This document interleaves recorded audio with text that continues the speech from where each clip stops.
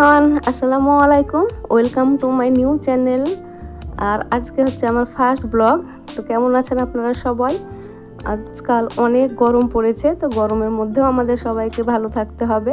তো এখনকার সকালবেলার আবহাওয়াটা বেশ সুন্দর, একটা ফুরফুরে বাতাস আছে, স্নিগ্ধ বাতাস যেটাকে বলে। আর এই বাতাসে আমি একটু বেলকনিতে বসেছি, কারণ এইটুক সময় ছাড়া বেলকনিতে বসে থাকা কখনোই সম্ভব না, অনেক গরম থাকে।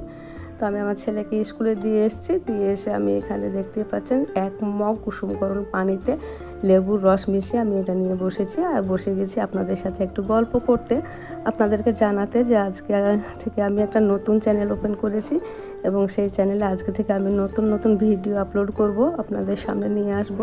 আমি যতটা পারবো আমার ইচ্ছে মতো, সাধ্য মতো, ইচ্ছা অনুযায়ী সাধ্য মতো সব ভিডিও আপনাদের সাথে শেয়ার করব।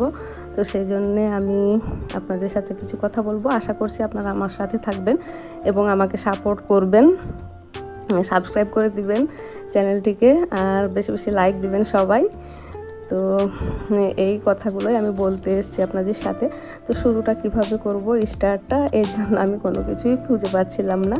তো আমি কি থেকে কি বলছি, আপনাদের যদি ভালো লাগে তাহলে সাপোর্ট মি, আর যদি ভালো না লাগে তো কথাগুলো ইগনোর করবেন। তো এই সকালবেলা কিন্তু কুসুম গরম পানি খাওয়া খুব জরুরি। আমাদের যেটাকে বলে যে আমাদের যে টক্সিন সেটা দূর করে দেয় এবং শরীরের অতিরিক্ত মেদ চর্বি দূর হয়। তো আমার বেলকনিতে খুব সামান্য কিছু গাছগাছড়া আছে, তার মধ্যে ফুলের গাছ খুব কম, বাহারি গাছ বেশি। তো তারপরেও আমার বেলকনিটা অনেকটাই ভালো লাগে। আর এখানে আমি একটা কাক দেখছিলাম, তো কাকের কর্কশ যে আওয়াজটা সকালবেলায়, অনেকে এটাকে কিন্তু পছন্দ করে না, কিন্তু আমার কাছে বেশ ভালোই লাগে। তাদের আওয়াজে কিন্তু সকালটা হয় আমাদের এবং মনে হয় যে হ্যাঁ অনেকটা বেলা হয়ে গিয়েছে, সকাল সকাল ঘুম থেকে উঠে পড়ি। আর কাক আমার কিন্তু অনেক উপকারে আসে, কারণ আমরা যে শহরে মানুষ যারা আছি তারা কিন্তু যে আমাদের খাবারের উচ্ছিষ্ট সেগুলো, ভাত যেগুলো ময়লায় ফেলতে আমার খুব খারাপ লাগে, সেটা আমি বারান্দায় বা আমার বেলকনিতে যে সানসেটটা আছে সেখানে রেখে দিলে তারা খেয়ে ফেলে। আবার অনেক সময় দেখা যায় ময়লাওয়ালা আসার পরে আমি চিকেন কাটি বা ফিশ কাটি, তো সেগুলোর উচ্ছিষ্টগুলো আমি জানালায় রেখে দিই, তারা এসে টুক করে নিয়ে যায়। তো এভাবে ওরা আমাকে অনেক সাহায্য করে আমাদেরকে, তো এটা আমার কাছে খুব ভালো লাগে। এখন কিন্তু আস্তে আস্তে রোদের তাপটা বাড়ছে, সো বারান্দায় আর বেশিক্ষণ বসে থাকা যাবে না। তো আমি তারপরে কিন্তু সকালের পরে আর কোনো কিছু আপনাদের সাথে শেয়ার করিনি, আমার অলরেডি রান্না কিন্তু কমপ্লিট হয়ে গিয়েছে। তো সেটা আমি আপনাদের সাথে শেয়ার করি। আমি আম দিয়ে আর আলু দিয়ে মাছ রান্না করেছি। তো মাছ যেহেতু আমার ছেলেরা খায় না, আমি একাই খাই, তার জন্য 2 টুকরো মাছ করেছি। আর এখানে হচ্ছে কুমড়ো ভাজি। আর এখানে আমার বড় ছেলে একটু ভাজা মাছ ইদানিং একটু খেতে চাচ্ছে, তো ওর জন্য একটা ভাজা মাছ করেছি আর পেঁয়াজ ভেজে তার উপরে দিয়ে দিয়েছি। আর কিছুটা ফ্রিজে এটা সেটা আছে, তো সেটা দিয়ে আমাদের হয়ে যাবে। আর এখানে দেখতে পাচ্ছেন যে ঈদের বুটের ডালের হালুয়া আমার এখনও আছে, এটা খাওয়া শেষ হয় না। আমার ছেলেরা খায় না, আমি ওই একটা একটা করে নিয়ে খাই। আর হঠাৎ করে কারেন্টটা কিন্তু চলে গিয়েছে। এখানে আমি সেমাই রান্না করব, সেই জন্য দুধ জাল করতে বসিয়েছিলাম, আর সেই সময় কারেন্টটা চলে গিয়েছে। আমার চাউলটাও ধোয়া আছে। তো আমি এখন হচ্ছে একটু টক দইয়ের যে বীজটা, তো সেই বীজটাই তৈরি করব। তার জন্য এখানে আমি 2টা কৌটোতে দুধ নিয়ে নিব। তো একটা আমি ফেস মাস্কের জন্য আর একটা খাওয়ার জন্য হচ্ছে বীজ বানাবো। তো তার জন্য এখানে আমি অন্য কোনো কন্টেনার পাইনি, তো আমি ভিটামিন ই যে ময়েশ্চারাইজার সেই কন্টেনারটাই নিয়েছি।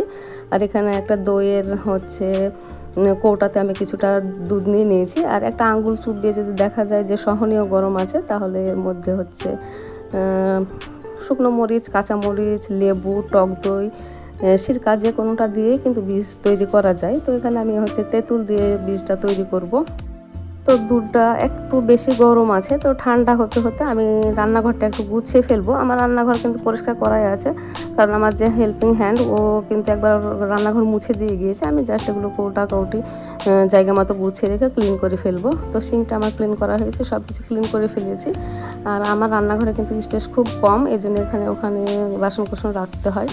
আর গ্যাসে ভাত দিয়ে দিয়েছি, আর দেখতেই পাচ্ছেন, কারণ আমার গ্যাসটা হচ্ছে একদম শেষ দিন মনে হয়, যার কারণে এতটা কালি উঠছে, আমার প্রেসার কুকারটা নষ্ট হয়ে গেল।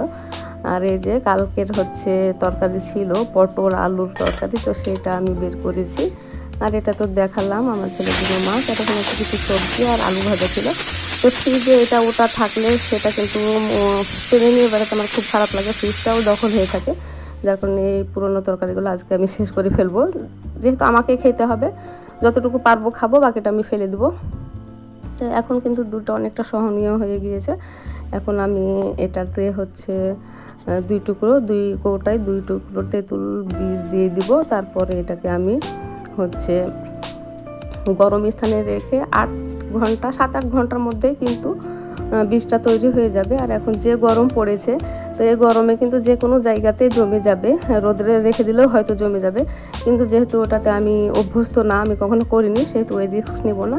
আমি যে আলমারির মধ্যে কাপড়ের মধ্যে এটাকে ঢুকিয়ে রাখবো।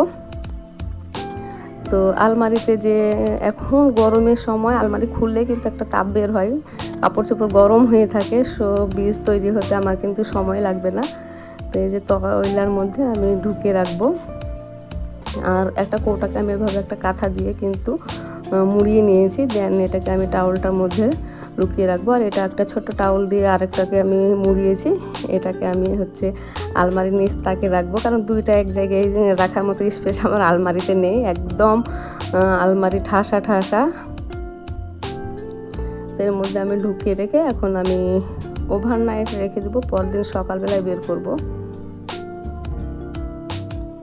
তো এভাবে কিন্তু বীজটা তৈরি করব, আর একই পদ্ধতিতে আবার টক দইটা তৈরি করব, তখন আমি আপনাদের সাথে আবার শেয়ার করব। তো এখন সন্ধ্যা, গুড ইভিনিং। তো সন্ধ্যার সময় আমি আমার ছেলেদেরকে হচ্ছে সেমাই দিব। তো আমি লাস্টে সেমাইটা রান্না করেছিলাম, তো আমার কাছে মনে হয়েছিল যে সেমাইটা শক্ত হয়ে গেল, কিন্তু আমি যদি একটু সেমাইগুলো দুধের মধ্যে দেওয়ার আগে যদি সরিয়ে রাখতাম তবে খুব অল্প থাকতো, এই জন্য আমি সম্পূর্ণই দিয়ে দিয়েছিলাম, যে সন্ধ্যার সময় আমি আবার দুধ মিক্সড করে এটাকে পাতলা বানাবো। কিন্তু আমার ছেলে বললো যে এটাই ভালো লাগে আমার কাছে, জমা জমা আর ফ্রিজে ঠান্ডা ঠান্ডা, কাজে ও আর দুধ মিক্সড করতে দেয়নি। তো আমি এভাবেই রেখে দিয়েছি, খেতে কিন্তু মজাই হয়েছিল। তো ঘরে যা যা ছিল সেটা দিয়ে আমি এভাবে সেমাই তৈরি করেছি। আর আমি এই কাজগুলো কিন্তু দুপুরবেলায় করে রেখে দিই, এখন যা গরম পড়েছে রান্নাঘরে ঢোকা খুব কষ্টকর। আর এখানে আমি চায়ের পানিটা দিয়ে দিয়েছি। তো চা খাওয়াটা আর আপনাদের সাথে শেয়ার করব না, আমি এখানেই আপনাদের কাছ থেকে বিদায় নিয়ে নেব। আল্লাহ হাফেজ।